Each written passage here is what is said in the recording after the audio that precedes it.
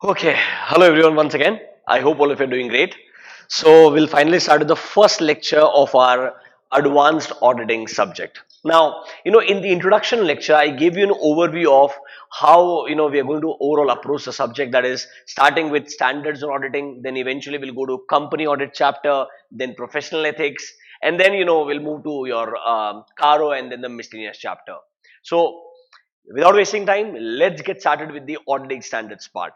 So I'm assuming as of now, you have done your intermediate, you are at a CA final level, so you would have gone through all the important standards from 200 till 700 during your your internship, sorry, during your intermediate syllabus.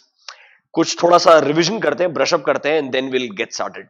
If you remember, आपको statutory audit के अंदर कुछ basic steps पढ़ाए होंगे, याद है क्या? कुछ बेसिक 5 स्टेप्स जो एक कोई भी स्टैट्यूटरी ऑडिट में इन्वॉल्व रहते हैं. So how do you really get started with the statutory audit? The first step is understanding the entities, business and its environment. मतलब हम कोई भी एक रैंडम स्टैट्यूटरी ऑडिट को एक्सेप्ट करने से पहले सबसे पहले वो कंपनी कौन से इंडस्ट्री से बिलोंग करता है, वो कंपनी का एग्जिस्टिंग बिजनेस क्या है, मतलब वो एक ट्रेडिंग कंपनी है, मैन्युफैक्चरिंग कंपनी है, सर्विस इंडस्ट्री से बिलोंग करता है, लेट्स से अब वो किस इंडस्ट्री के अंदर है, तो industry specific laws and regulations का क्या आपके पास में अच्छा एक्सपोजर है. तो basically understanding the entity and its environment एक सबसे पहला स्टेप बनता है before we really get started with the statutory audit. अगर आपको लगता है अंडरस्टैंडिंग ऑफ द एंटिटी या इंडस्ट्री के बाद में कि हाँ आपके पास में अच्छा इस इंडस्ट्री का एक्सपोजर है, और या आपने ऐसे कंपनीज का ऑलरेडी पहले भी ऑडिट किया है, और अगर आपको लगता है that yes you are the right person to take care of such statutory audit, then you go ahead and start with step number 2, that is engagement terms. सुना होगा आपने, एंगेजमेंट लेटर करके रहता है, दैट विल डिस्कस अंडर ऐसे 210. मतलब who prepares the engagement letter, what are the contents of engagement letter, क्या engagement terms को रिवाइज कर सकते हैं बाद में, या कब कब रिवाइज करना कंपलसरी होता है, वो सब 210 में आएगा. तो ना हम अभी स्टैट्यूटरी ऑडिट शुरू होता है, पहले 5 स्टेप्स को डिस्कस कर रहे हैं. सबसे पहले understanding the entity and its environment. If you believe after that you are good with the organisation, then you go ahead and prepare a engagement letter. फिर वो दोनों पार्टीज साइन करेंगे, अग्री करेंगे, और फिर एक्चुअल ऑडिट शुरू होता है. तो बहुत सारे लोग ऐसा बोलते हैं कि पहले 2 स्टेप्स एक्चुअली में इंपॉर्टेंट स्टेप नहीं है. इंपॉर्टेंट स्टेप मतलब they are not the real steps of statutory audit, पर if you really ask me, they both both the steps are the important ones, and then comes the planning part. Now planning is your entire 300 series. I am sure आपको ऐसे 300, 315, 320, 330 intermediate level पे पढ़ाया होगा. उसका थोड़ा detailed version हम discuss करने वाले हैं यहां पर. And once the planning is done, you go to the execution part. Execution includes your 500 series and 600 series. And after all this comes to the last part, the audit reporting and conclusion, that is 700. तो अगर आप मुझे एक overview पूछोगे तो we can say this. One second.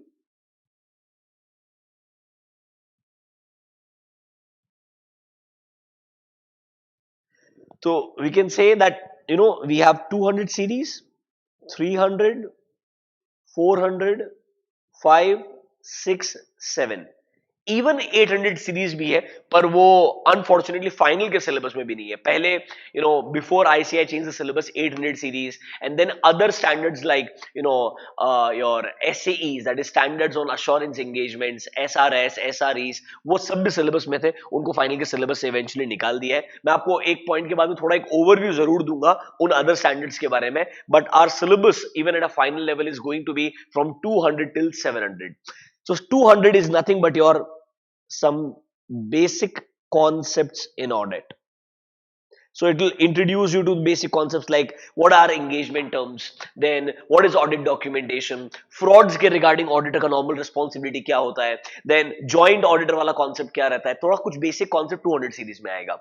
300 is purely a planning series. मतलब यहां पर आपको ऑडिट प्लान क्या होता है, ऑडिट प्रोग्राम क्या होता है, एक ओवरऑल ऑडिट स्ट्रेटजी कैसे बनाया जाएगा, रिस्क को आइडेंटिफाई और एसेस कैसे करते हैं, मटेरियलिटी लेवल कैसे सेट किया जाता है, and then what audit procedures you really want to plan, that is compliance procedure and substantive procedure, वो डिस्कस किया जाएगा 300 सीरीज में.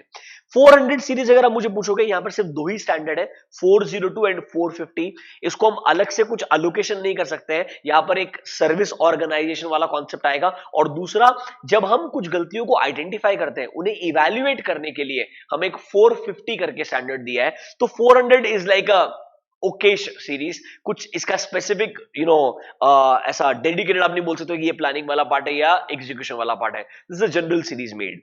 500 is actually your execution part. Not just 500, it's both 500 as well as 600. But जो 600 है ना, it is more towards using the work of third party. मतलब यहाँ पर जब आप एक ऑडिटर्स एक्सपर्ट का काम यूज करना चाहते हैं या इंटरनल ऑडिटर के काम को रेफर करना चाहते हैं या you're planning to use the work of another auditor, तब 600 सीरीज वाला पार्ट आता है. तो 500 and 600 दोनों एग्जीक्यूशन वाला पार्ट है, but 600 is more like a third party का. जब आप काम यूज कर रहे हैं या हेल्प ले रहे हैं, तब 600 सीरीज कवर होती है.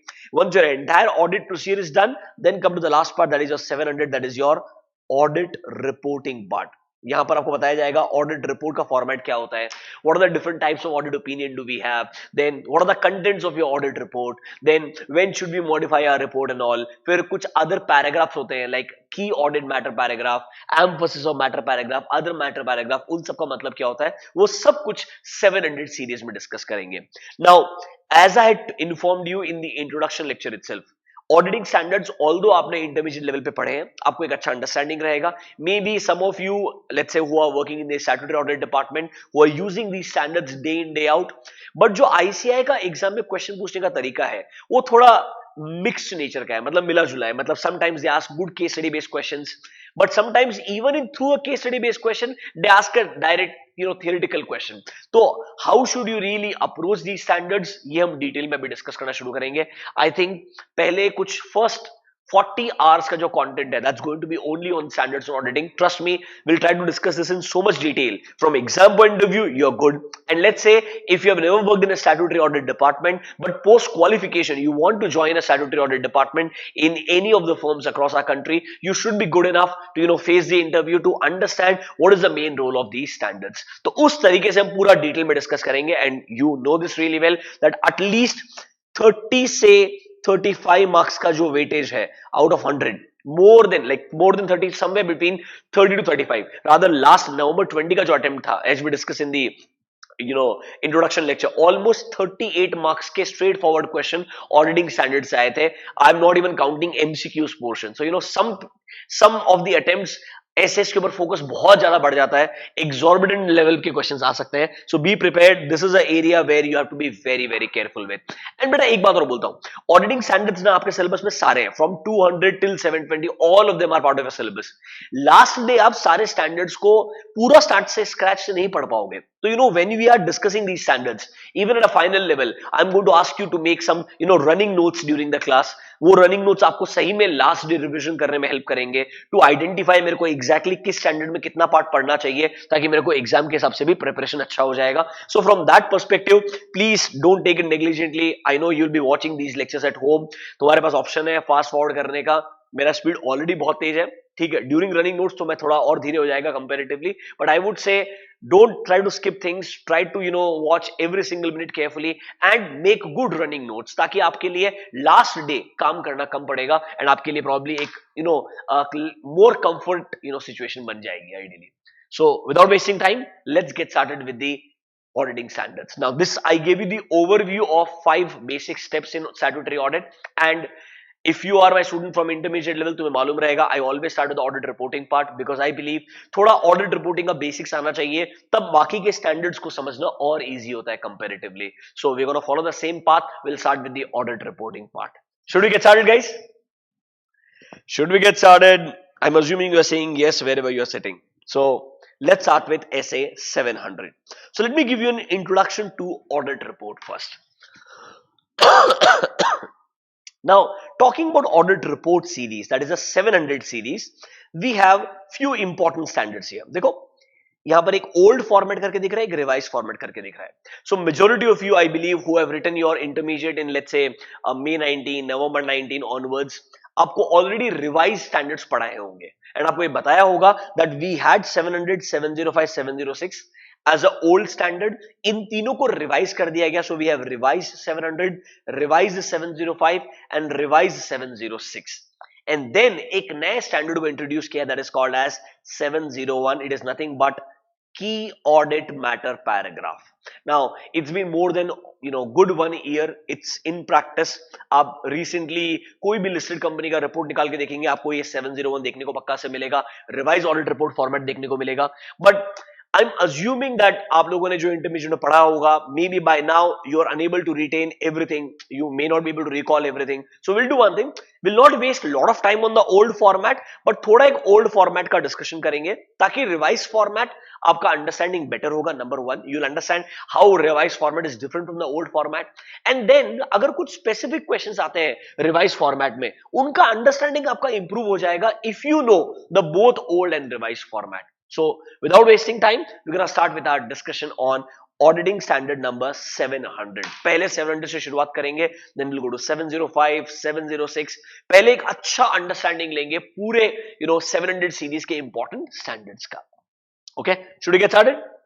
चलो, just one second guys. Okay, so take out your notebooks, give first heading SA 700. पहला हेडिंग दो SA 700.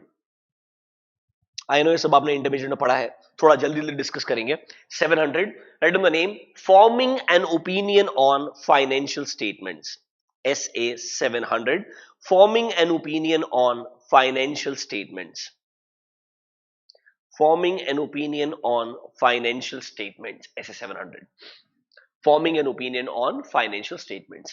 Now, before we jump into details of 700, I'm sure आपको at an intermediate level पढ़ाया होगा the different types of opinion what we have as per auditing standards.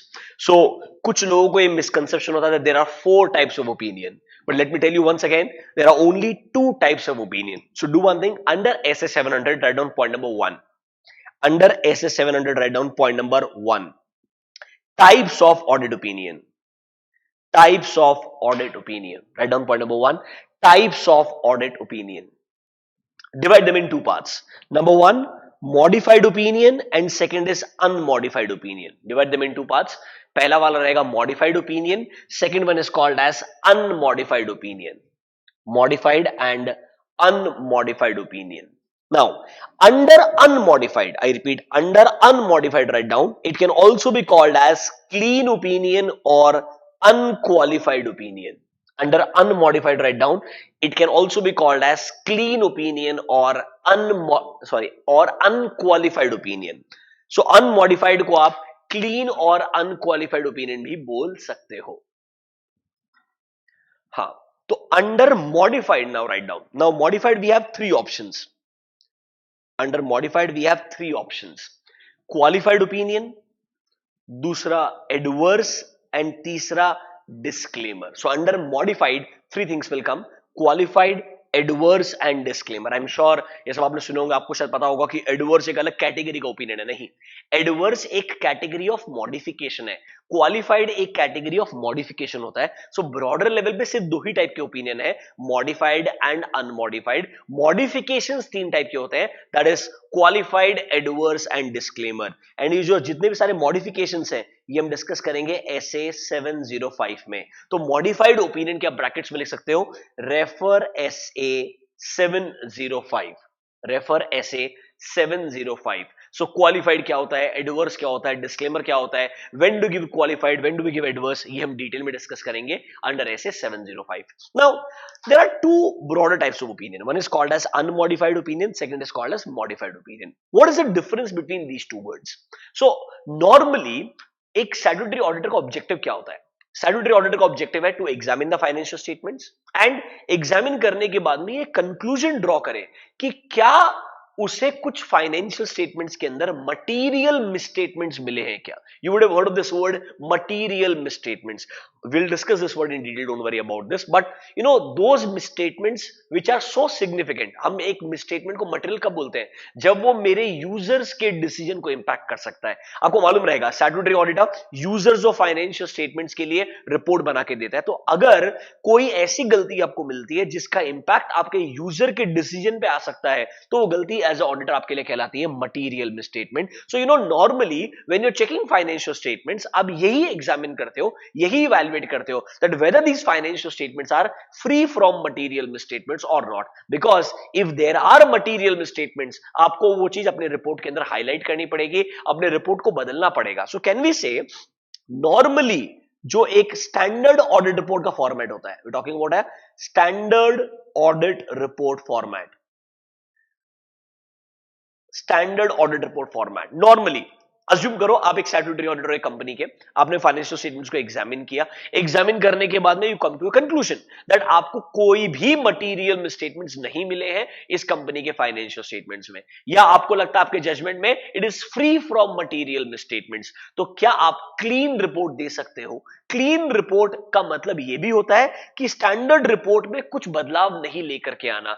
इसीलिए clean report is also called as unmodified. Why unmodified? मतलब आप कुछ भी standard format में changes नहीं करना चाहते हो, standard format as it is देना चाहते हो. That is why it can also be called as unmodified opinion और clean opinion.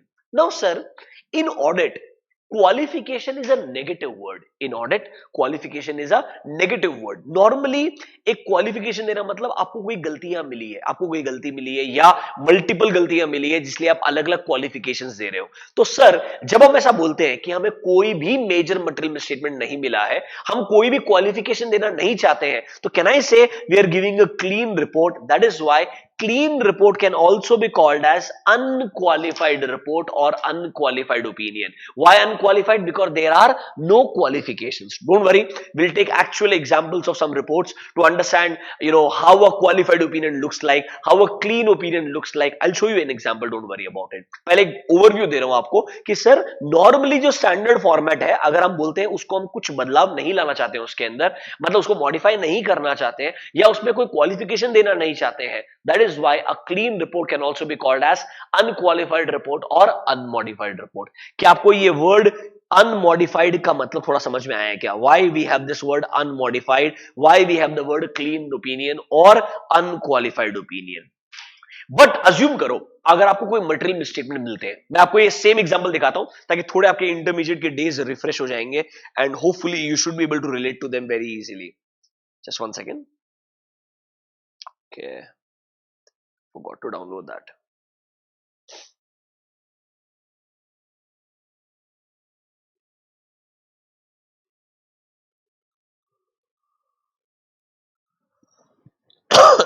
Yeah, so come here, I'll show you one report of SpiceJet. If you remember, long back I started talking about the story of SpiceJet. I think it's been good 4-5 years now. Let me just show you one report, an old report. It will be an old format, doesn't matter, you just need to understand the concept first.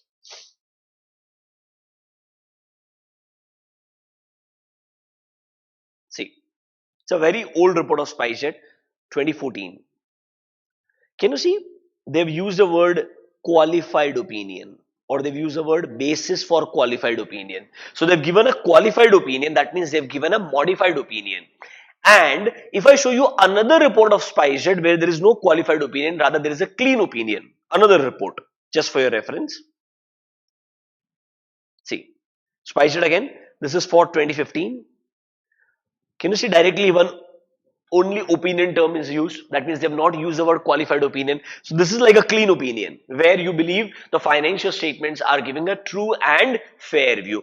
जबकि qualified opinion जब आप बोल रहे हो तो आप बोलोगे that yes, everything is true and fair except, see, in our opinion and to the best of our information and explanation given to us, except for the effects of matter जो हमने ऊपर वाले पैराग्राफ में describe किए हैं, इसके अलावा financial statements are giving a true and fair view. जबकि 2015 की रिपोर्ट में आपने बोला है कोई भी ऐसे एक्सेप्शनल मैटर्स नहीं है, सब कुछ ट्रू एंड फेयर है. कैन आई से वो एक क्लासिक एग्जांपल है old format of clean report का, और ये एक एग्जांपल है मॉडिफाइड रिपोर्ट का, जब आपने रिपोर्ट को मॉडिफाई किया है. देखो आपने रीजन दिया है कि कंपनी ने इंटरेस्ट के लिए 74 मिलियन का प्रोविजन नहीं क्रिएट किया था एक रेलेवेंट ईयर के लिए, and 74 million is a very important amount for SpiceJet. Auditor की जजमेंट में वो मटेरियल है, इसीलिए उसने एक क्वालिफाइड ओपिनियन बना करके दिया है। मतलब सर थोड़ा बात समझो, आपको अनमॉडिफाइड ओपिनियन तब आता है जब आपको लगता है financial statements are free from material statements, और in other words they are giving a true and fair view.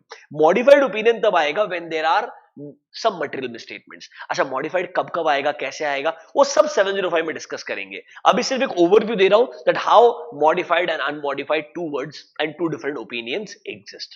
सिर्फ एक ओवरव्यू था। जब हम धीरे धीरे अभी और ऑडिट रिपोर्ट के एलिमेंट्स को डिस्कस करना शुरू करेंगे, कंटेंट्स ऑफ ऑडिट रिपोर्ट का डिस्कस करना शुरू करेंगे, आपका क्लैरिटी और आपका अंडरस्टैंडिंग इंप्रूव होगा। I hope a basic understanding of what is unmodified opinion and what is modified opinion clear to you all. ठीक है, आगे बढ़े। We'll discuss what is qualified, what is adverse, what is disclaimer. When we reach 705, we'll discuss all of them in detail. अभी के लिए ठीक है बेटा, चलो आगे बढ़ते हैं। सो अभी के लिए टाइप्स ऑफ ओपिनियन दो हो गए हमारे पास, modified and unmodified. Now let's understand what are the elements और contents of an audit report. मतलब नॉर्मली एक ऑडिट रिपोर्ट में क्या आता है, will take some examples, will discuss them in detail slowly, ताकि आपको एक पूरे ऑडिट रिपोर्ट का ब्रॉडर लेवल ऑफ अंडरस्टैंडिंग आएगा। कुछ चीजें मे बी मैं बोलूंगा आपको कि रेस्पेक्टिव ऐसे में डिस्कस होगी, बट ओवरऑल एक ब्रॉडर अंडरस्टैंडिंग जरूर आपको मिल जाएगा। Should we get started? Right down point number 2, elements or contents of an audit report. Elements or contents of an audit report. Elements or contents of an audit report.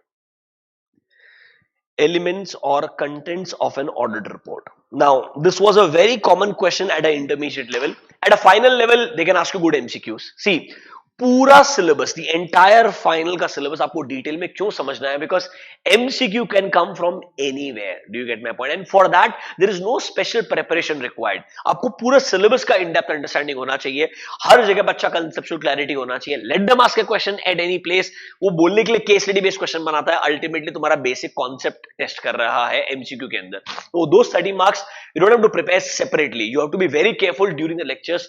That will be more than sufficient. So let's get started with the basic elements. तो एक काम करते हैं, पहले ना फटाफट से old format को डिस्कस करेंगे, उसको समराइज कर लेंगे, then will move on to the revise format जो सबसे इंपॉर्टेंट है। मैं वापस से ये प्रैक्टिस क्यों फॉलो कर रहा हूं, ताकि अगर आपको डिफरेंस समझ में आएगा, आपको रिवाइज फॉर्मेट बेटर अंडरस्टैंडिंग देगा, और अगर एग्जाम में कोई क्वेश्चन भी आया तब भी आप उसको आसानी से मतलब लिख पाओगे, समझ पाओगे, अंडरस्टैंड कर पाओगे। इसीलिए I know we have to invest more 15-20 minutes in the old format, but it will be worth it, trust me, if there is ever a question related to the revise format.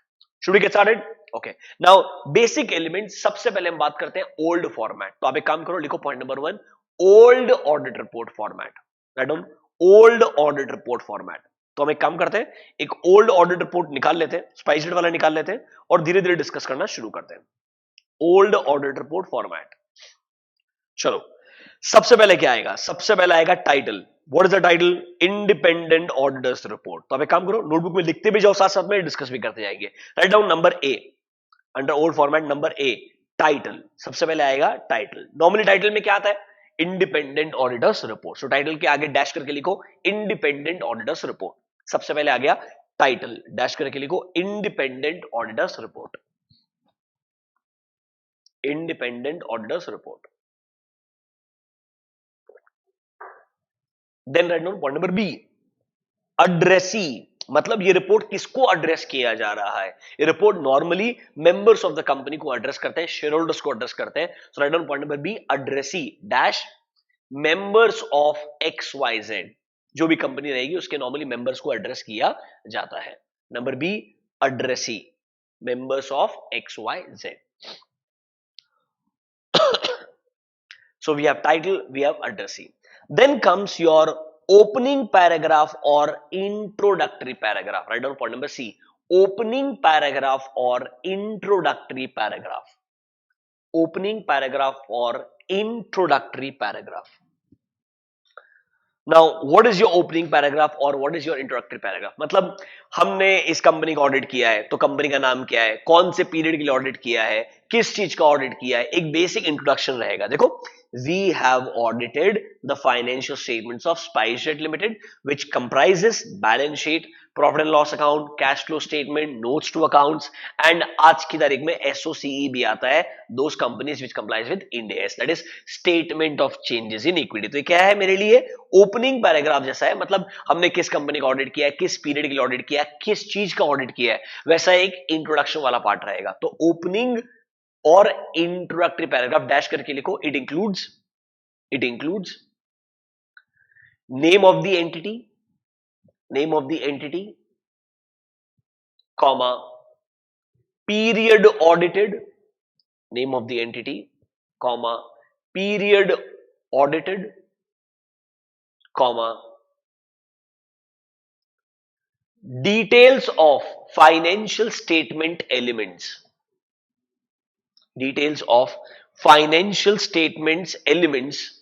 which were audited। मतलब आपने financial statement में balance sheet को audit किया है, income statement को audit किया है, तो जो आपके रेलेवेंट एलिमेंट्स है जिनको आपने ऑडिट किया है उनका नाम, उनका रेफरेंस आता है। This is your opening paragraph और इंट्रोडक्टरी पैराग्राफ। ठीक है, आई एम श्योर ये सब आपने पढ़ा होगा, बहुत सिंपल लग रहा है आपको।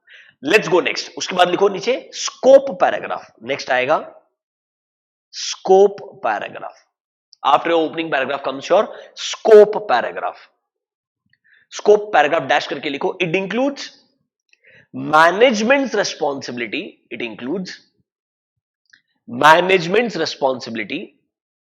For preparation of financial statements, management responsibility for preparation and presentation of financial statements, management responsibility for preparation and presentation of financial statements, comma, and auditor's responsibility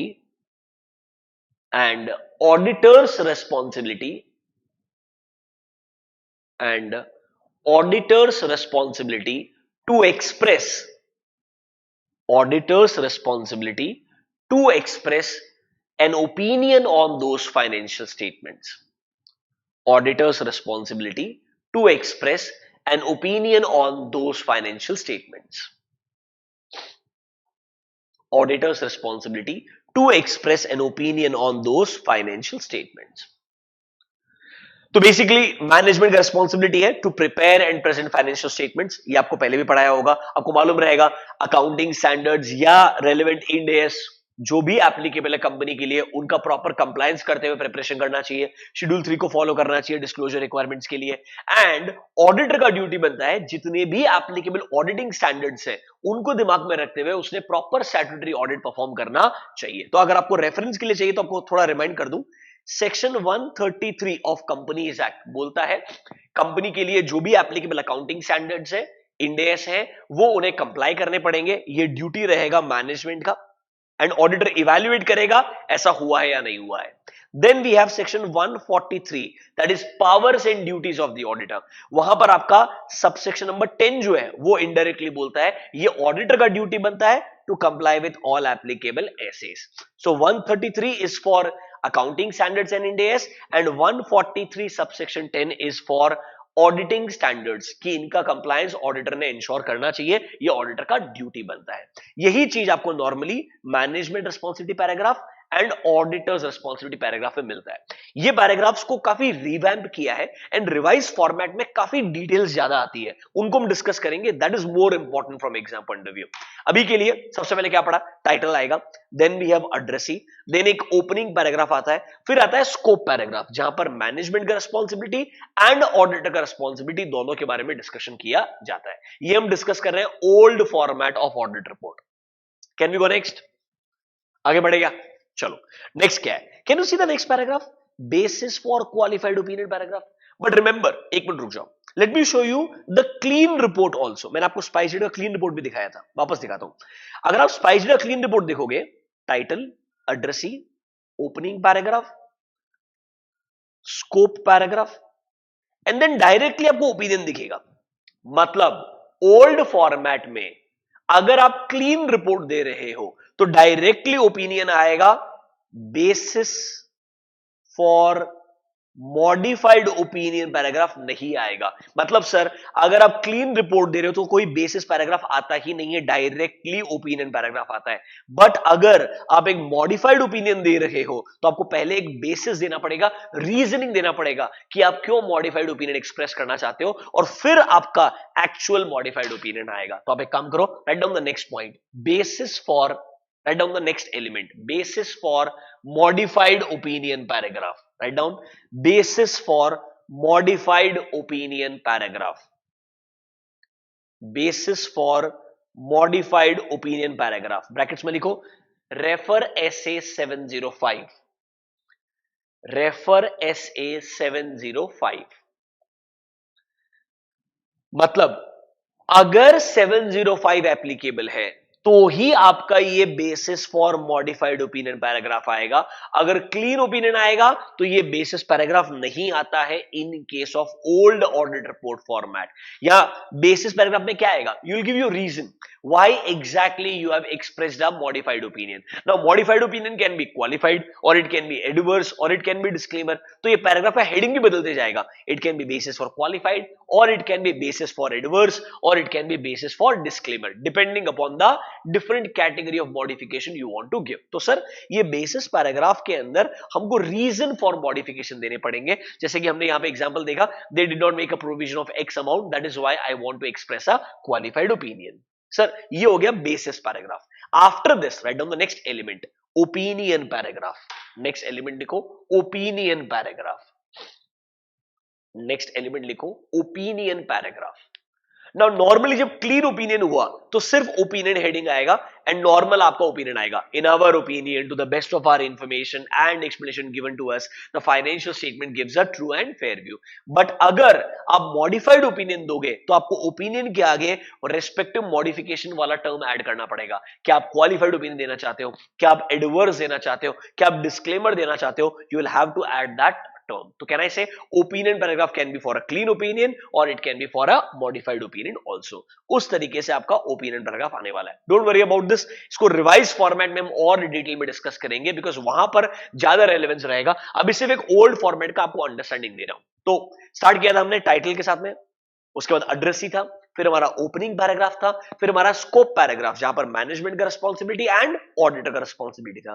then अगर क्लीन ओपिनियन है directly opinion आएगा, अगर modified opinion है तो पहले basis for modified opinion आएगा, फिर आपका ओपिनियन पैराग्राफ आएगा। अभी तक जो डिस्कस किया क्लियर है क्या भाई? पक्का?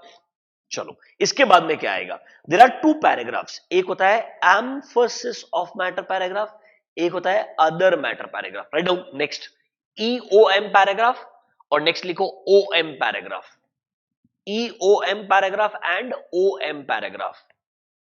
EOM is your emphasis of matter paragraph and OM is your other matter paragraph. Emphasis of matter paragraph and दूसरा other matter paragraph। ब्रैकेट्स में लिखो refer SA 706।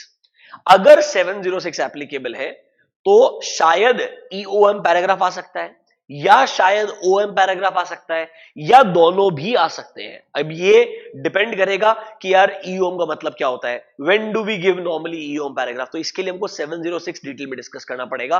Once we reach there you will understand what is the difference between both EOM and OM। Normally when does EOM comes, और अगर EOM आए तो अंदर का content कैसा रहेगा, कैसे वो चेंज होगा, ये हम डिटेल में डिस्कस करेंगे। अभी के लिए रेफरेंस देके छोड़ दो। तो EOM and then OM आ सकता है। Then comes the last part, right on the last element, report on other legal and regulatory requirements. Right on the last one, report on other legal and regulatory requirements. A report on other legal and regulatory requirements. Dash करके लिखो, refer section 143 subsection 3, refer section 143 subsection 3 comma 143 subsection 11, 143 subsection 11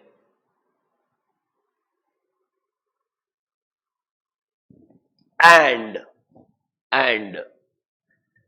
reference of and reference of reporting on internal financial controls, reference of reporting on internal financial controls, internal financial controls as required by 143 subsection 3 clause number I, as required by 143 subsection 3 clause number I. Discuss करेंगे जब हम company audit वाला part discuss करेंगे. There is reporting on principal assertion. कुछ चीजें वो auditor को report करना ही होता है कंपल्सरीली. फिर उसमें एक क्लॉज नंबर आई बना के दिया है कि आपको एक सेपरेट एनेक्शर बना के देना पड़ेगा ऑडिट रिपोर्ट के साथ में, where you are expressing your opinion on internal financial controls which are relevant for financial reporting. तो ये आईएफसीज क्या होते हैं, आईएफसीआर क्या होता है, उनमें डिफरेंस क्या है, ये हम डिस्कस करेंगे. एंड देन एक रेफरेंस है कारो 2016 या कारो 2020 का, वो आता है 143 सबसेक्शन 11 से, दैट ऑडिटर को इफ एप्लीकेबल कारो के फॉर्म में एक सेपरेट एनेक्शर इंक्लूड करना पड़ता है. उसको भी हम एक सेपरेट चैप्टर में डिस्कस करेंगे. ये सब चीजें को रेफरेंस आएगा आपके reporting on other legal and regulatory requirement. And after this comes your firm name, firm registration number, partners name, partners membership number, place, date. तो आप फटाफट से रेफरेंस दे सकते हो कि आप एंडिंग के अंदर क्या लिखोगे. फर्म का नाम आएगा, फर्म का रजिस्ट्रेशन नंबर आएगा, पार्टनर का नाम आएगा, पार्टनर का मेंबरशिप नंबर आएगा, डेट एंड प्लेस जहां पर आपने ऑडिट रिपोर्ट साइन किया है उसका रेफरेंस आएगा. ये सब मिलकर के फाइनली आपके पूरे elements of old audit report बनाते हैं.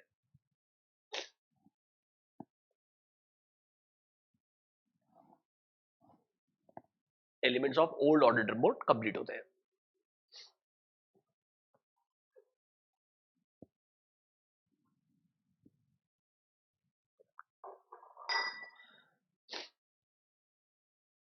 Done. So this was just an overview. See let me remind you, तुम्हारे सिलेबस में ओल्ड फॉर्मेट अब नहीं है, तुम्हारे सिलेबस में पूरा रिवाइज फॉर्मेट है. अब हम पूरा डिटेल में डिस्कशन करेंगे on the revise format itself. ये सिर्फ एक ओवरव्यू था ताकि आपको अब रिवाइज फॉर्मेट बेटर तरीके से समझ में आएगा. चलो, आई होप ये आपके लिए एक अच्छा रिवीजन हो गया होगा. This you would have studied at a intermediate level. Can we get started with the revise format now? शुरू करेंगे भाई. चलो, give an next heading, revised audit report format. Revised audit report format.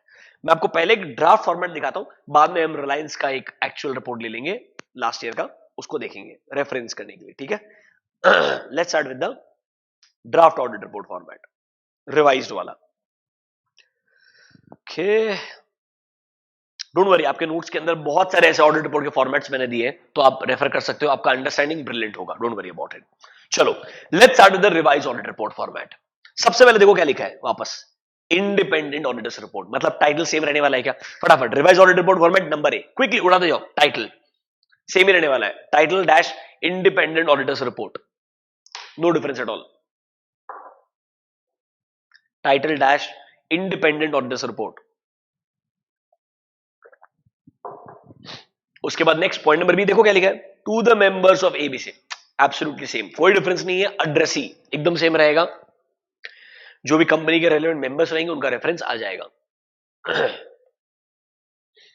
Title same है, address ही same है.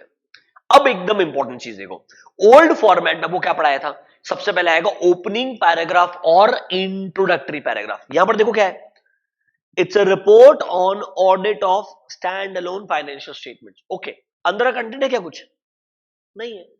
There is no opening paragraph if you see carefully. जैसे हमारे पास old report में अगर आप देखो, क्या प्रॉपर एक ओपनिंग पैराग्राफ था क्या? चेक करो. We have audited the financial statement of SpiceJet Limited, which includes balance sheet, blah blah blah blah blah.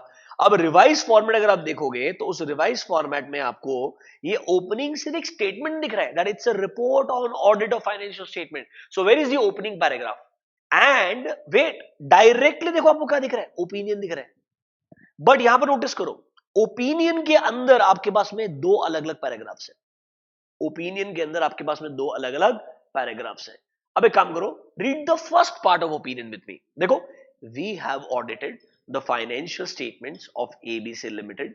Relevant period ये है, उसके अंदर क्या क्या है सर? बैलेंस शीट आता है, प्रॉफिट एंड लॉस अकाउंट आता है, कैश फ्लो स्टेटमेंट आता है, नोट्स टू अकाउंट्स आता है, including summary of significant accounting policies and other explanatory information. It looks like उन्होंने क्या किया, ओपिनियन पैराग्राफ हेडिंग के अंदर ही दो अलग अलग पार्ट्स बना दिए। पहले आएगा इंट्रोडक्टरी पार्ट और फिर देखो एक्चुअल ओपिनियन आएगा, in our opinion into the best of our information. Now if you really ask me, ऐसा कोई टेक्निकल कॉन्सेप्ट नहीं है मेरे हिसाब से। उन्होंने, मेरे हिसाब से, दिस जस्ट माय जजमेंट, उन्होंने आइडियली इस ओपनिंग पैराग्राफ को यहां डालना चाहिए था एंड ओपिनियन में सिर्फ ओपिनियन ही होना चाहिए था। कुछ लोगों के लिए थोड़ा कंफ्यूजिंग हो सकता है, ये मेरा ओपिनियन है, मेरे को नहीं लगता आपको ये मानना चाहिए, दिमाग लगाना चाहिए, सिर्फ रेफरेंस के लिए। आज की तारीख में सिर्फ पहले एक स्टेटमेंट आता है that it's a report on audit of financial statement. ये एसएफएस के ऊपर रिपोर्ट है, सीएफएस के ऊपर रिपोर्ट है, वैसा एक स्टेटमेंट आएगा, उसके बाद सीधा हेडिंग आएगा ओपिनियन, उसमें पहले इंट्रोडक्शन वाला पार्ट आएगा, फिर एक्चुअल ओपिनियन आएगा। Is this clear to you?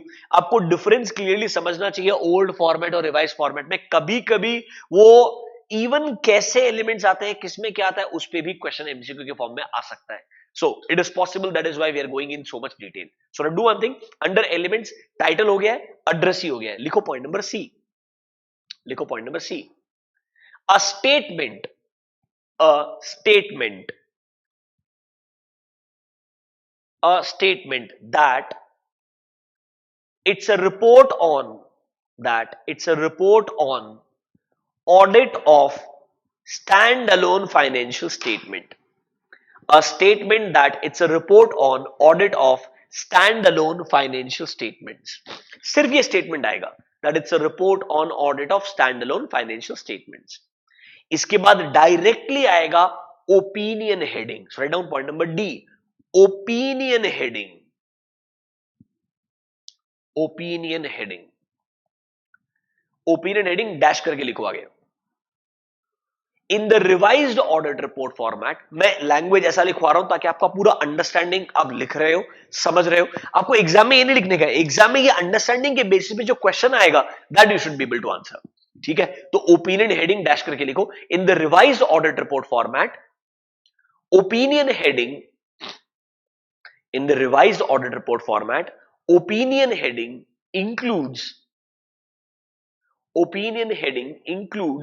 two separate paragraphs.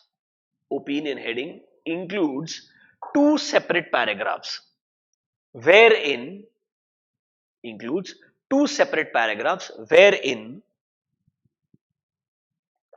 the first paragraph,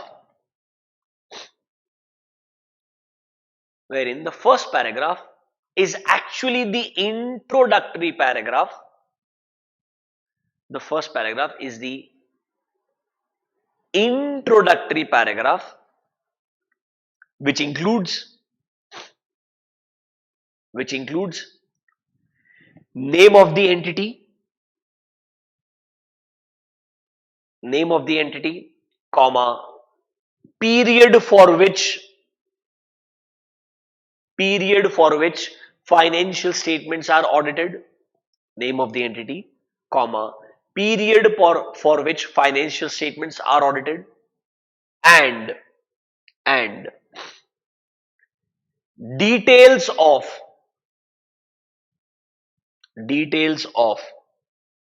financial statements elements,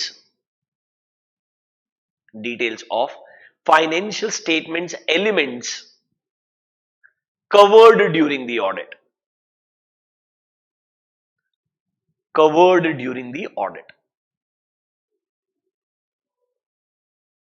Details of the financial statement elements covered during the audit. तो ये आपके ओपिनियन हेडिंग में पहला पैराग्राफ है, which is actually nothing but your opening paragraph or introductory paragraph. Continue करो. And the second paragraph is the actual opinion paragraph. Second paragraph is the actual opinion paragraph.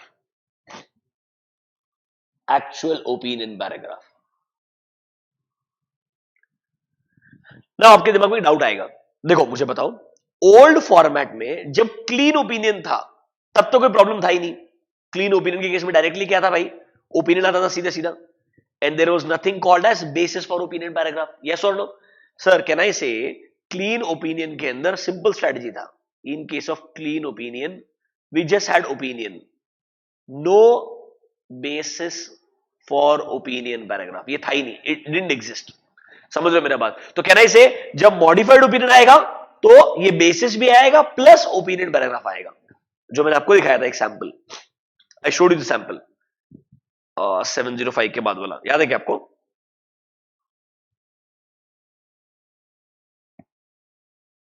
One second.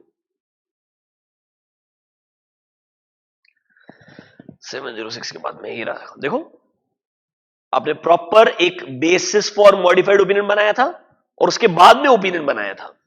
Revise format में पहले opinion आता है, उसके बाद में basis for opinion आता है. उसके बाद में क्या आता है? Basis for opinion. But wait, सबसे इंटरेस्टिंग चीज दूसरा है. इधर देखो clearly, you will see even in case of a clean ordered report, even in case of a clean ordered report, आपको एक पैराग्राफ मिलेगा that is called as basis. देखो ये क्लीन रिपोर्ट है, क्लियरली बोल रहे हैं हम ट्रू एंड फेयर व्यू दे रहे हैं. यस और no? That financial statements are giving a true and fair view. अब देखो, can you see heading called as basis for opinion. मतलब the biggest difference which I want to highlight, in the old format, if you were giving a clean opinion, there was no basis for opinion heading at all. In the revised audit report format, अगर आप clean report भी दे रहे हो ना, तब भी एक heading आता है, उसको बोलते हैं basis for opinion heading. इसको include किया है पहली बार in the revised audit report format, ताकि clean report के लिए भी आप ये basis paragraph बनाओ. Now, some of you will ask me, sir, क्या logic है इसका? जब हम मॉडिफिकेशन दे रहे हैं तो रीजन फॉर मॉडिफिकेशन देना चाहिए, इसलिए बेसिस आता है. तो ये जब क्लीन रिपोर्ट है तब बेसिस का फायदा क्या है?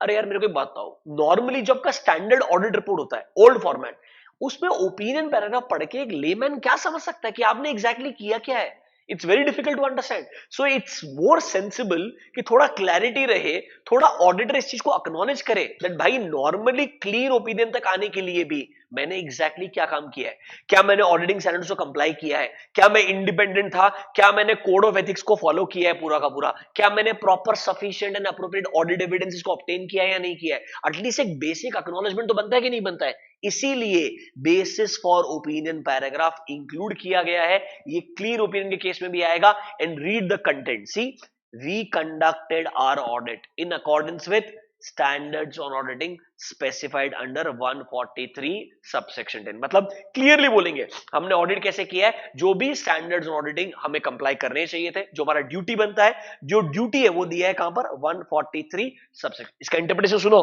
स्टैंडर्ड्स 143.10 में नहीं दिए, 143.10 में ऑडिटर का ड्यूटी बताया है that he has to comply with all applicable auditing standards. फिर देखो हमारा उसके अंदर जो भी रिस्पॉन्सिबिलिटी हमने फुलफिल किया है, we are independent of the company in accordance with code of ethics issued by ICAI. आपके सिलेबस में एक चैप्टर है प्रोफेशनल एथिक्स करके, वहां पर हम जो कोड ऑफ एथिक्स है उसका पार्ट 1 क्या है, पार्ट 2 क्या है, क्लॉजेस क्या बोलते हैं फर्स्ट शेड्यूल के, सेकंड शेड्यूल के क्लॉजेस क्या बोलते हैं, सब डिस्कस करेंगे. वहां इंडिपेंडेंस पे एक स्पेशल फोकस दिया है. एंड रिसेंटली इंडिपेंडेंस के रिगार्डिंग डिटेल्ड स्टैंडर्ड्स बनाए हैं. वो आपके सिलेबस में नहीं है बट एक ओवरव्यू जरूर आपको मिलेगा. तो मतलब सर ये क्लियरली बोला गया है हमने हमारा ड्यूटी फुलफिल किया है, that we have complied with auditing standards which is required as per 143 subsection 10. हम इंडिपेंडेंट हैं एंड हमने जो भी रेलेवेंट कोड ऑफ एथिक्स के फंडामेंटल प्रिंसिपल्स हैं उनको फॉलो किया है. एंड सबसे important, we believe that audit evidence what we have obtained is sufficient and appropriate, जिसके बेसिस पर हमने फाइनल ओपिनियन दिया है. कैन आई से ये paragraph in the revised audit report format हमेशा आएगा, चाहे अब आप क्लीन ओपिनियन दो, चाहे आप मॉडिफाइड ओपिनियन दो, ये बेसिस फॉर ओपिनियन हमेशा आने वाला है. और ये जो अंदर का कंटेंट है ना, ये हमेशा आने वाला है.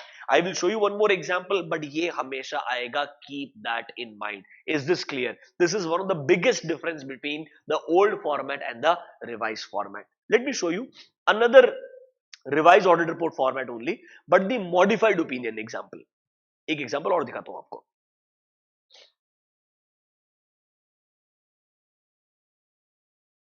Come here. See, independent auditors report to the members, address ही आ गया. And can you see it's a report on audit of financial statement. It looks like it's a revised audit report. Can you see कौन सा opinion है ये? Qualified opinion. But then again remember पहला part introduction है and this is the actual opinion, this is the actual opinion. Then can you see basis for qualified opinion paragraph. सुनो मेरा बात, अब हम बात कर रहे हैं रिवाइज्ड ऑडिट रिपोर्ट में जब हम मॉडिफाइड ओपिनियन देते हैं तब भी बेसिस पैराग्राफ तो आएगा ही आएगा, बट इस बार इस बेसिस हेडिंग के अंदर भी ना दो पैराग्राफ्स है. बेसिस हेडिंग के अंदर भी ना दो पैराग्राफ्स है. एक काम करो, रीड पैराग्राफ नंबर 2, ये कंटेंट पढ़ो, read this content, read this.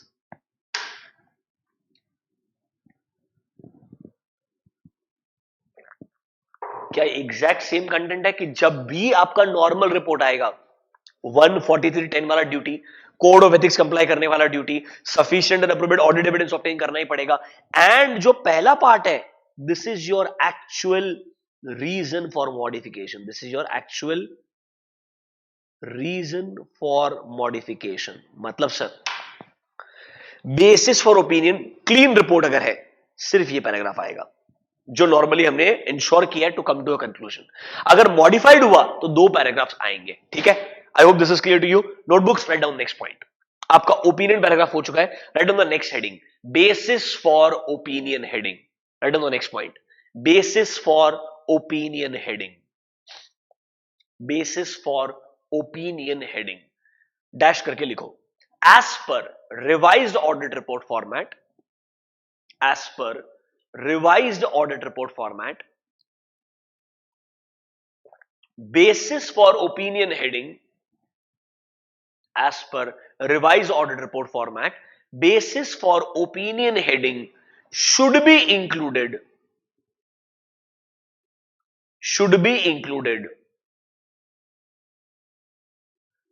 irrespective, should be included irrespective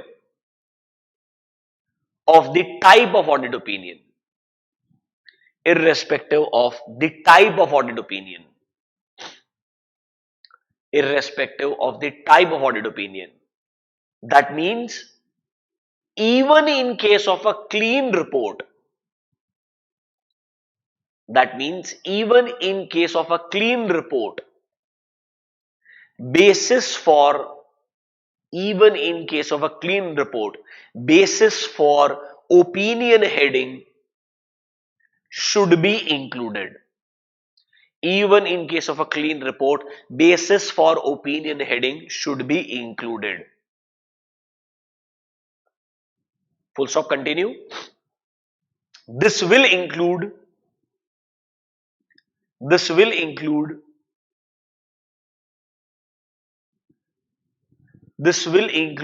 reference of following. This will include the reference of following. Number A.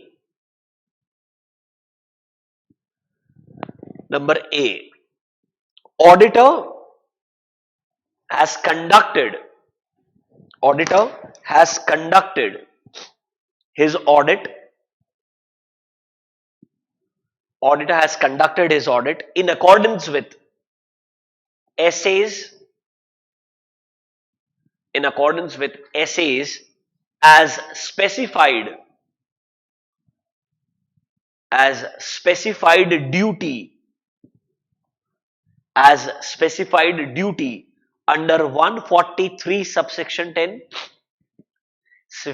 specified duty under 143 subsection 10. Number 2, auditor is independent and complied and is complying with all the requirements specified under code of ethics issued by ICAI,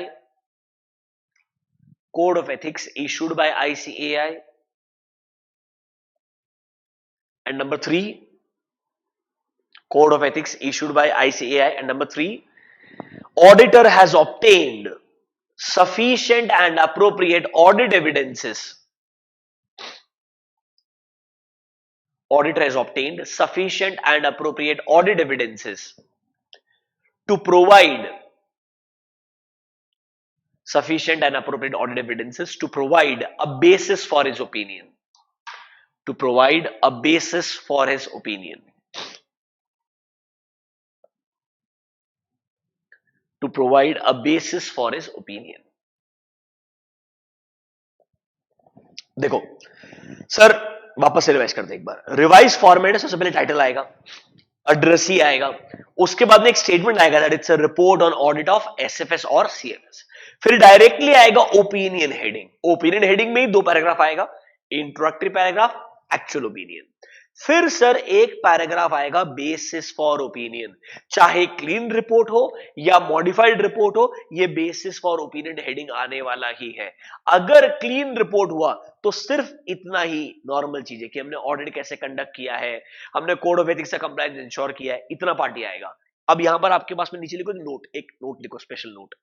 in case of note, in case of modified opinion, in case of modified opinion as per revised audit report format, in case of modified opinion as per revised audit report format, the basis for modified opinion heading, the basis for modified opinion heading will include, the basis for modified opinion heading will include 2 separate paragraphs. The basis for modified opinion heading will include 2 separate paragraphs, wherein the first paragraph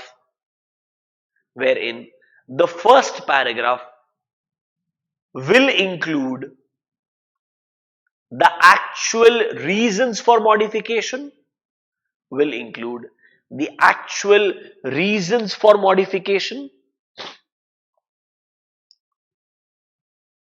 and the second paragraph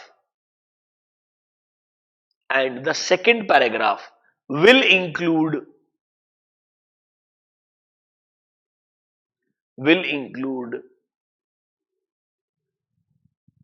the references as discussed above, will include the same references as discussed above, मतलब जो same चीज हमने ऊपर discuss की थी वही चीजें वापस आने वाली है, वो सेकंड पैराग्राफ में आएगी, पर पहला पैराग्राफ जो रहेगा वो आपका एक्चुअल रीजन फॉर मॉडिफिकेशन रहेगा. मतलब कंपनी ने कोई तो एएस कंप्लाई नहीं किया होगा, इंडेस कंप्लाई नहीं किया होगा, डिस्क्लोजर ढंग से नहीं दिया होगा, अकाउंटिंग ढंग से नहीं किया होगा, वैल्यूएशन गलत किया होगा, कोई ना कोई रीजन तो रहेगा मॉडिफिकेशन का, वो एक्चुअल रीजन आने वाला है. तो अभी के लिए opinion heading and bases for opinion या मॉडिफाइड हेडिंग क्लियर होना चाहिए. नाउ सुनो मेरा बात, जैसे मैंने आपको बताया कि आपके ओल्ड फॉर्मेट में we had something called as EOM paragraph. थोड़ा इंपॉर्टेंट है, please, I want everyone's attention now. EOM paragraph, OM paragraph. Revise format में हमारे पास ईओएम तो है ही है, ओएम भी है, प्लस एक नया पैराग्राफ है that is called as key audit matter paragraph. ये ऐसे 701 की वजह से आया है, ये दोनों ऐसे 706 की वजह से. तो सर रिवाइज ऑडिट रिपोर्ट में कैम भी आएगा, ईओएम भी आएगा, ओएम भी आएगा. ऑब्वियसली डिपेंड करता है 701 एप्लीकेबल है क्या, 706 एप्लीकेबल है क्या. मतलब यहां पर 2 ही थे, यहां पर 3 पैराग्राफ है. इसके अलावा भी एक बहुत इंपॉर्टेंट चीज है, one additional important element which I want all of you to be aware of. ठीक है, एक बहुत इंपॉर्टेंट एलिमेंट है. इधर आओ, let me show you that. मैंने आपको पहले भी चीज बताई है, फिर भी डिटेल में डिस्कस करते हैं.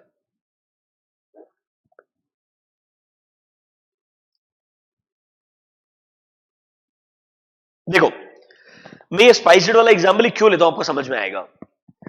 2014-15 स्पाइसजेट की हालत बहुत खराब थी. It was almost about to become Kingfisher.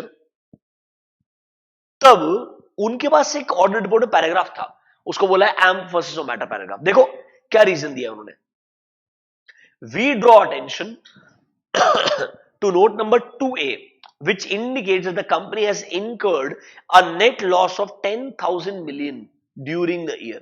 Let me remind you, currently SpiceJet turnaround strategy apply करने के बाद में एक इंडिया का one of the leading airlines है along with Indigo. Do you get my point? And obviously COVID-19 वाला time निकाल दे तो उसके अलावा they have been doing exceptionally well. And during this 2014 time, the SpiceJet share was trading somewhere around 15 to 16 rupees per share. From there, it went to 150 also, pre-COVID levels I'm talking about. And then obviously, during COVID, everything fell. And still, this industry is still struggling. I'm sure you're aware of that. But abhi ke liye, 2014-15, they had a huge amount of losses. They see, the company's total liabilities exceeds its total assets by 10,000 million. These conditions with other matters, जो हम बताने वाले हैं, indicate existence of a material uncertainty regarding the company's ability to continue as a going concern. मतलब sir ये situation देख के लगता है शायद कंपनी के गोइंग कंसर्न पे क्वेश्चन आ सकता है। यहां पर मटीरियल अनसर्टेनिटी क्या है? मटीरियल अनसर्टेनिटी मतलब ऐसा नहीं है गोइंग कंसर्न प्रॉब्लम है, ऐसा लग रहा है प्रॉब्लम आ सकता है।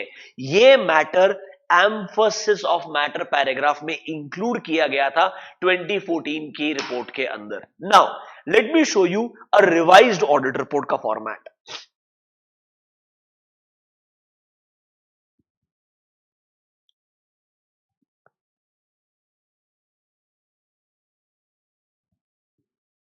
One second.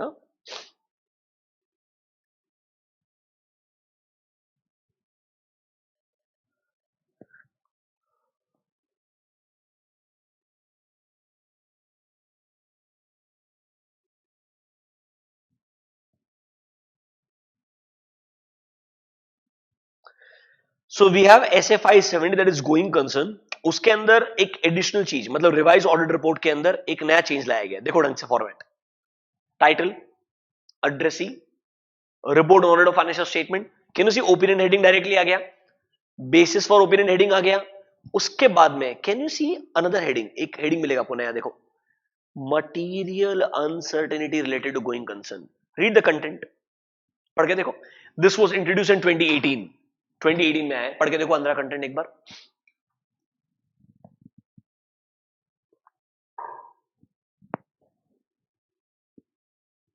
ऐसा लग रहा है एग्जैक्टली सेम कॉपी पेस्ट है। We draw attention to note number X, company has incurred a net loss of Y X Y Z. Company के जो करंट लाइबिलिटीज है वो एक्सीड करते हैं टोटल एसेट्स को। एंड सर बाकी चीजों को देखते हुए it indicates that a material uncertainty exist that may cast a significant doubt on the company's ability to continue as a going concern. Listen to me carefully. Last 4 to 5 years, we have seen a lot of, big names like Yes Bank, DHFL, ILNFS, where publicly scams came out and people realized that big brands or private sector banks के अंदर Yes Bank was one of the biggest names once upon a time. DHFL was a very very safe name. ILNFS majority stake is with the government. So you need to understand that ऐसे organizations में Idea Cellular almost on the verge of liquidating, almost on the verge. They're surviving somehow. Yes, the promoter is there. There is a foreign entity, foreign brand name exist करता है, but स्थिति खराब था एक time तक। AGR dues जो amount पे करना है। What I'm trying to say is ऐसे बहुत सारी कंपनीज है जहां पर फाइनेंशियली पोजीशन खराब होता था बट उसको हाईलाइट ढंग से नहीं होता था हमारे ऑडिट रिपोर्ट्स के अंदर भी। सो रिवाइज ऑडिट रिपोर्ट में क्लियरली एक नया पैराग्राफ बनाया गया। अगर आपको लगता है, प्लीज ढंग से सुनना, अगर आपको लगता है किसी भी वजह से, सबसे लॉजिकल तरीका रहेगा कंपनी के लॉसेस क्या सिग्निफिकेंटली बढ़ रहे हैं, मतलब नेटवर्थ नेगेटिव हो गया क्या, सीधा सीधा सिंपल तरीके से क्या लॉसेस सिग्निफिकेंटली बढ़ रहे हैं और जो आपको इंडिकेट कर रहे हैं कि शायद कंपनी के अंदर फ्यूचर में गोइंग कंसर्न को लेकर प्रॉब्लम आ सकता है। प्लीज अंडरस्टैंड, अगर आप श्योर हो गोइंग कंसर्न प्रॉब्लम है तो ये नहीं आएगा, this won't come. This is only when there is a material uncertainty related to going concern. Please understand one thing. Please, अगर एक स्पाइस जेट का ऑडिटर 2014-15 में बोलता गोइंग कंसर्न प्रॉब्लम है, और रिपोर्ट में क्लियरली बोलता है this is the going concern problem report, और गोइंग कंसर्न के हिसाब से उन्होंने अगर अपने अकाउंटिंग ट्रीटमेंट को नहीं बदला होता कंपनी के मैनेजमेंट ने, और लेट्स से ऑडिटर ने मॉडिफाइड ओपिनियन दिया होता उसकी वजह से, कैन आई से जो एग्जिस्टिंग बचे कुछ जो इन्वेस्टर्स थे जिनका थोड़ा बहुत कॉन्फिडेंस था वो भी खत्म हो जाता। ये ऑडिटर का काम नहीं बनता। ऑडिटर का काम क्या बनता है, आज के हिसाब से looking at the current situation, what do you think is the current scenario, क्या एक्चुअली में गोइंग कंसर्न प्रॉब्लम है या ऐसे कंडीशंस है जिसकी वजह से आपको लगता है प्रॉब्लम हो सकता है। देखो स्पाइस जेट में टर्न अराउंड स्ट्रेटजी आया कि नहीं आया, you will be shocked, you never know that may be let's say in 5 years on the line idea cellular जो हम सबने सोचा था खत्म हो जाएगा पूरा का पूरा, there will be a duopoly in the telecom industry, शायद ऐसा नहीं होगा, मे बी आइडिया सर्वाइव कर जाए, you never know right, you cannot predict these things. See, it is possible. If SpiceJet can, why not Idea? Even they can. They have a strong promoter यार, मतलब कुछ भी नहीं तो promoter का नाम तो अच्छा है, reputation तो अच्छा है. So what I'm trying to say is, अगर material uncertainty है related to going concern, तो ही आप एक separate paragraph बनाओगे। पहले ये चीज EOM में आती थी, this matter we used to include under EOM.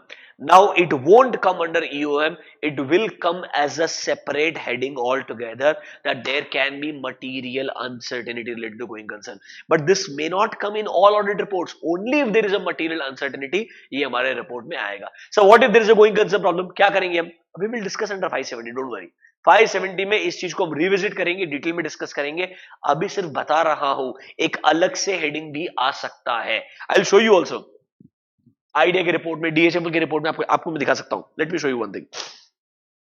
DHFL, हाँ ठीक है, ये लो अपडेटेड ऑडिट रिपोर्ट है, देखो independent auditors report, members of DHFL, it's a report on SFS, can you see disclaimer of opinion दिया है, बेसिस फॉर डिस्क्लेमर जो भी है डिटेल में दे दिया उसने reasons, then can you see material uncertainty related to going concern, clean opinion में भी आ सकता है ये, यहां पर डिस्क्लेमर क्यों दिया उसके रीजंस अलग है, बट कैन आई से एक प्रॉपर हेडिंग आएगा material uncertainty related to going concern, चाहे डिटेल्स देने पड़ेंगे, रीजंस देने पड़ेंगे पूरे के पूरे, प्लीज अंडरस्टैंड ये एक सेपरेट हेडिंग इंट्रोड्यूस कर दिया है आपके रिवाइज ऑडिट रिपोर्ट के अंदर, इसका डिस्कशन डिटेल में 570 में करेंगे, once I explain you that what all possible situations can be there under new और revised, it should not be the word new, revised SA 570, तो आपको 570 भी रिवाइज करना पड़ा है because of revise audit report format जो हम discuss करेंगे डिटेल में। अभी के लिए नोटबुक्स पे जाओ, एक नेक्स्ट पॉइंट लिखो, तो हमने ओपिनियन लिख लिया, बेसिस फॉर ओपिनियन लिख लिया, write on the next point,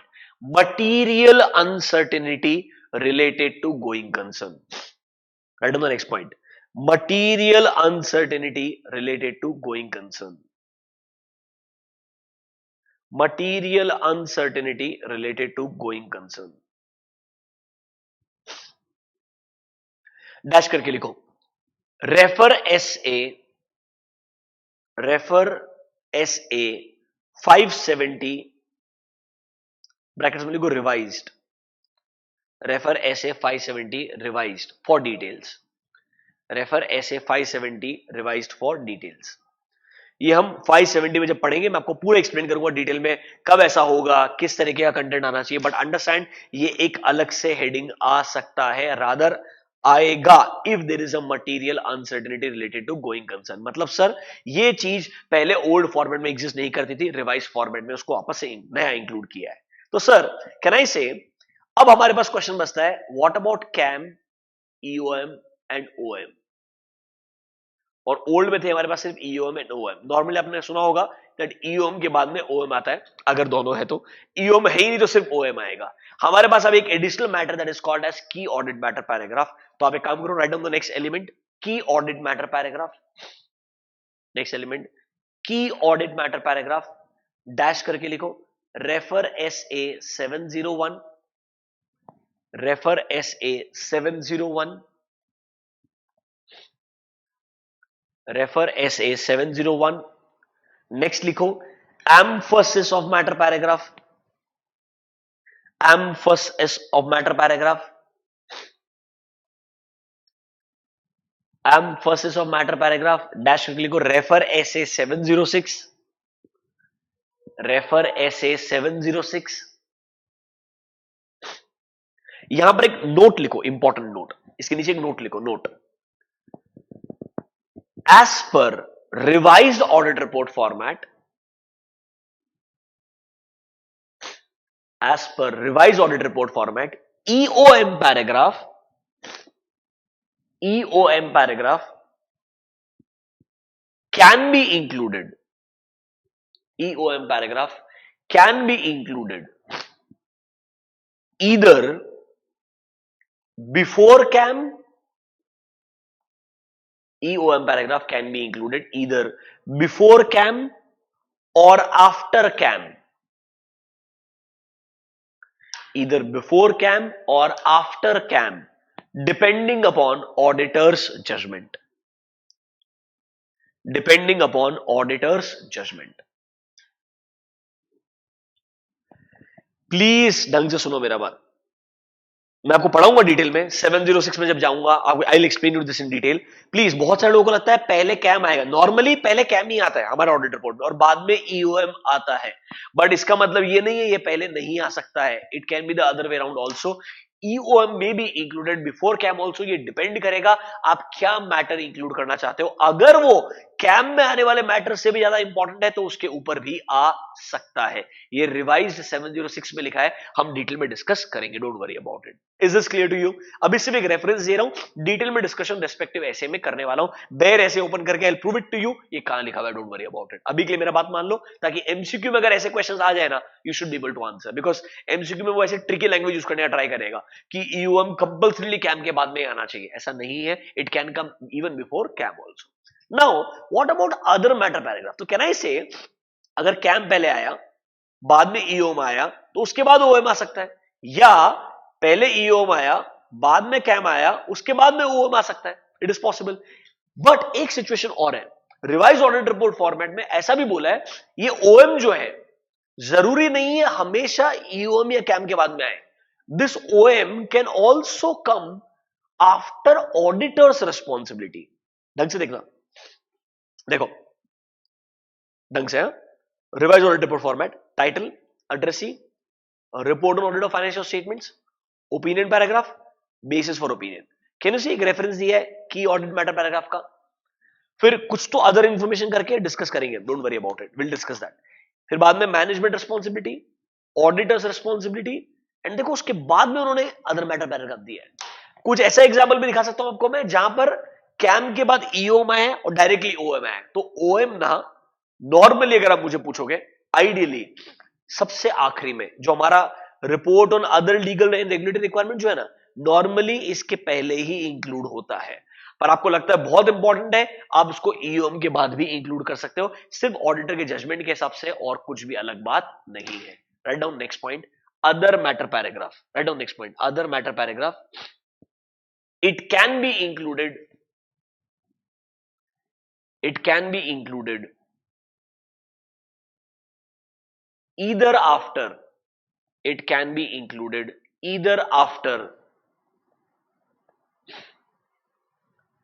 it can be included either after EOM slash CAM, either after EOM slash CAM, or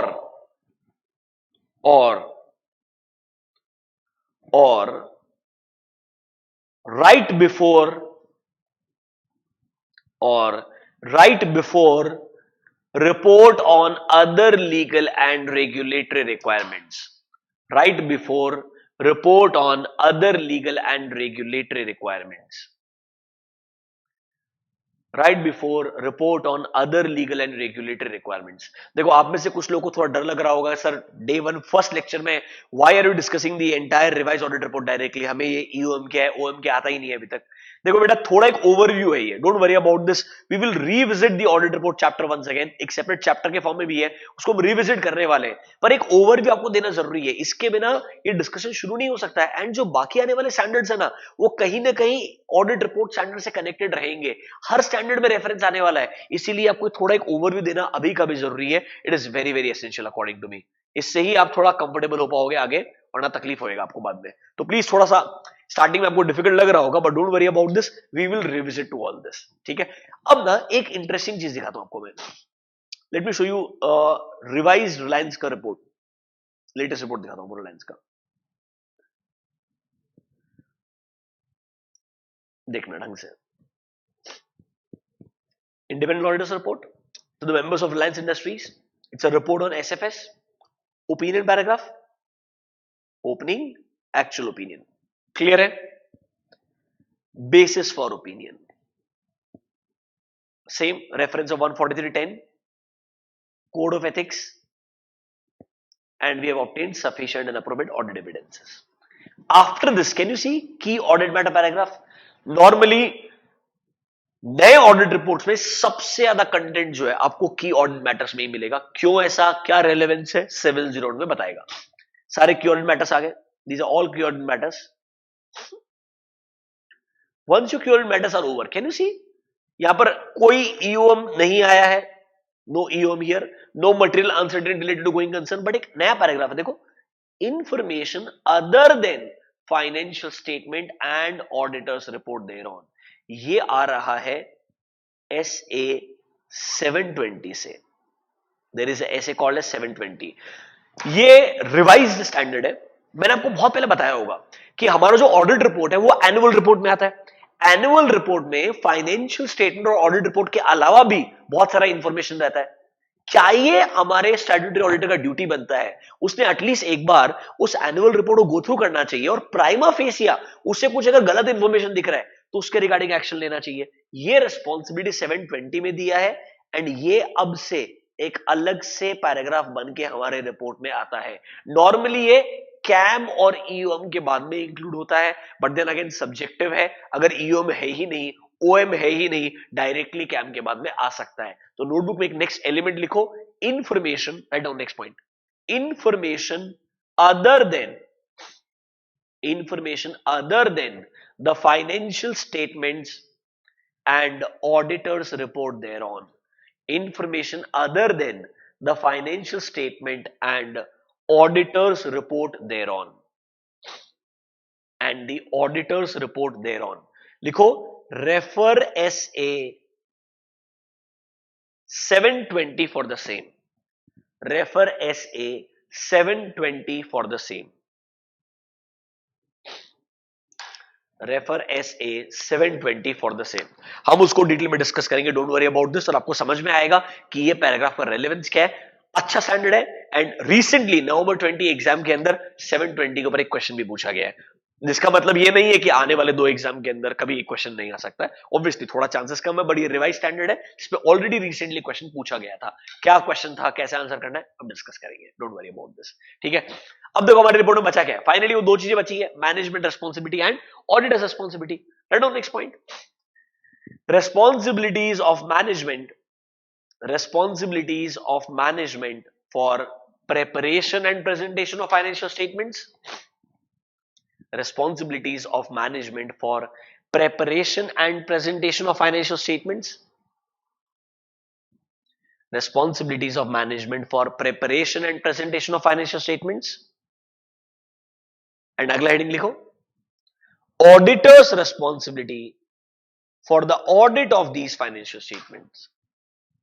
Auditor's responsibilities for the audit of these financial statements. For the audit of these financial statements. Auditor's responsibility for the audit of these financial statements. आप shock हो जाओगे, जो revise audit report है ना, वहां पर auditors responsibility बहुत ही detail में, बहुत ही ज्यादा. देखो, कैम के बाद में अदर इंफॉर्मेशन आया, उसके बाद management responsibility, auditors responsibility is in extreme detail. बहुत कंटेंट है. रादर इससे भी ज्यादा और डिटेल में हो सकता है. यहां पर सारे रेलेवेंट इंपॉर्टेंट स्टैंडर्ड्स ये हम सबसे लास्ट में पढ़ेंगे. ऑडिटर्स रिस्पॉन्सिबिलिटी में क्या आता है, बिकॉज जितने भी इंपॉर्टेंट स्टैंडर्ड्स है ना, सबका रेफरेंस आएगा. 315, 600 का सीरीज, 700 सीरीज, 260 वाला पार्ट, सब इंपॉर्टेंट स्टैंडर्ड्स का रेफरेंस कि कैसे आपने वो सब इंश्योर किया है as a auditor responsibility while arriving at a final opinion. बहुत डिटेल में हम इसको डेफिनेटली डिस्कस करने वाले हैं. Last one, reporting on other legal and regulatory requirement. Right on the next point, reporting on other legal and regulatory requirement. Reporting on other legal and regulatory requirement. Same 143 subsection 3, 143 subsection 3 clause number I and 143 subsection 11. Content नहीं बदलेगा, सिर्फ heading ऊपर नीचे कर दिया है उन्होंने, बस ये वाला लास्ट हेडिंग ही रहता है हमेशा से, report on other legal and regulatory requirement. And सबसे लास्ट में वही firm name, firm registration number, partners name, partners membership number, place, date, signature, वो टाइम पास चीज है।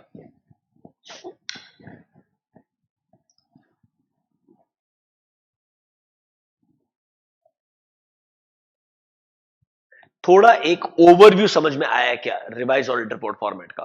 देखो सबसे इंपॉर्टेंट चीज, अगर आप clearly old format and revise format में डिफरेंस निकालना चाहोगे, क्लियरली सुनना, ओल्ड फॉर्मेट में सर ओपिनियन हेडिंग डायरेक्टली नहीं आता था, काफी नीचे था। यहां पर ओपिनियन हेडिंग डायरेक्टली आता है। आप में से कुछ लोग बोलोगे सर क्या फायदा, मेरे हिसाब से ऑडिट रिपोर्ट में सबसे इंपॉर्टेंट चीज ऑडिट ओपिनियन है। बिल्कुल लॉजिकल है, सबसे ऊपर ही होना चाहिए। बट सर ओपिनियन हेडिंग में भी दो पैराग्राफ था, पहला इंट्रोडक्टरी पैराग्राफ और फिर एक्चुअल ओपिनियन। फिर सर ये जो बेसिस फॉर ओपिनियन पैराग्राफ है, बेसिस फॉर ओपिनियन पैराग्राफ, ये ओल्ड फॉर्मेट में क्लीन रिपोर्ट के लिए आता ही नहीं था, बट ये कंपल्सरीली रिवाइज फॉर्मेट में आएगा, चाहे क्लीन रिपोर्ट हो या मॉडिफाइड रिपोर्ट हो, फर्क नहीं पड़ता है। फिर sir material uncertainty related going concern, एक नया हेडिंग इंक्लूड किया गया। अदर इंफॉर्मेशन के ऊपर एक नया हेडिंग इंक्लूड हुआ, मतलब 570 रिवाइज किया, 720 रिवाइज किया, फिर एक कैम करके नया इंक्लूड ही किया पूरा 701। ये सब मेजर चेंजेस है आपके रिवाइज ऑडिट रिपोर्ट फॉर्मेट के अंदर। ये चेंजेस आपको अच्छे से पता होने चाहिए। देखो जैसे हम 701 पढ़ेंगे आपका अंडरस्टैंडिंग इवॉल्व होगा, आपको पता चलेगा कैम क्या है, कैम और ईओ में डिफरेंस क्या होता है, रिलेशनशिप क्या पढ़ेंगे, 570 पढ़ेंगे रिवाइज गोइंग कंसर्न में बेटर क्लैरिटी आएगा, 720 पढ़ाऊंगा वो अदर इंफॉर्मेशन पैराग्राफ में क्या आएगा ये भी समझ में आएगा। तो अभी सिर्फ एक इंट्रोडक्शन दे रहा हूं आपको कि भाई ऑडिट रिपोर्ट के ओवरऑल एलिमेंट्स क्या होते हैं, एग्जाम स्पेसिफिक क्वेश्चंस, अंदर के रेलेवेंट कंटेंट्स, आपका अंडरस्टैंडिंग धीरे धीरे धीरे धीरे और ब्रिलियंट तरीके से ग्रो होगा। पहले 5-10 दिन आपको थोड़ा डिफिकल्ट लग सकता है, but once you get in the pace, एक बार ऑडिट रिपोर्ट का प्राइमा फेशियल अंडरस्टैंडिंग आ गया ना, you will be at the next level, trust me. उसके बाद जो भी नेक्स्ट स्टैंडर्ड पढ़ेंगे सब कुछ आपको केक वॉक लगेगा, बिकॉज वो मेजोरिटी स्टैंडर्ड्स आपको इंटरमीडिएट में पढ़ाए हुए हैं, तो आपको यहां पर ज्यादा तकलीफ नहीं आने वाली है। I hope you understand this. So this was like an overall introduction to the overall audit report part. 700 खत्म नहीं हुआ है, 700 डिटेल में डिस्कस करना पूरा बाकी पड़ा है। सिर्फ आज ओल्ड फॉर्मेट क्या है, रिवाइज फॉर्मेट क्या है, दो टाइप ऑफ ओपिनियन क्या होते हैं, what is modified opinion, what is unmodified opinion, दोनों में जनरली डिफरेंस क्या होता है, बस एक ये इंट्रोडक्शन था फर्स्ट लेक्चर के अंदर। सो एज ऑफ नाउ आपको मैंने इंट्रोडक्शन लेक्चर में बताया कि हमारा अप्रोच कैसे रहेगा। ऑडिटिंग स्टैंडर्ड्स पहले पढ़ेंगे, डिटेल में पढ़ेंगे, फिर कंपनी ऑडिट, फिर प्रोफेशनल एथिक्स पे जाएंगे, and then we will discuss the CARO part, and eventually सब खत्म होने के बाद में मिसलेनियस चैप्टर्स।